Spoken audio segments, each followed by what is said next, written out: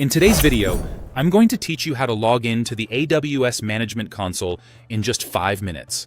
Whether you're an experienced user or someone accessing AWS for the first time, following these steps will help you swiftly log into your account and get started with whatever tasks you need to accomplish. Let's begin by launching your preferred web browser on your computer.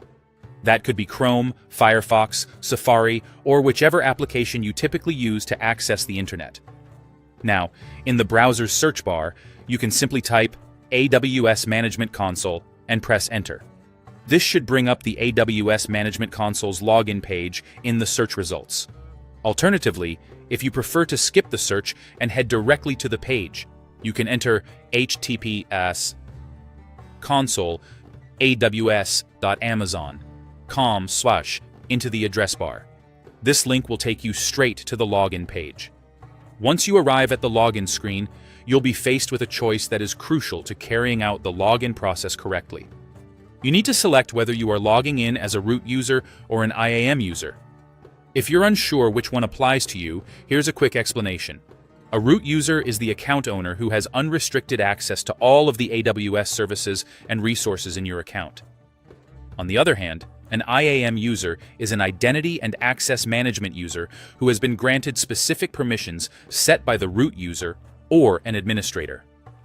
Choose the appropriate option based on your user type.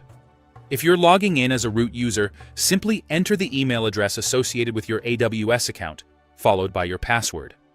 If you're logging in as an IAM user, you'll need to enter the account ID or alias along with your IAM username and password.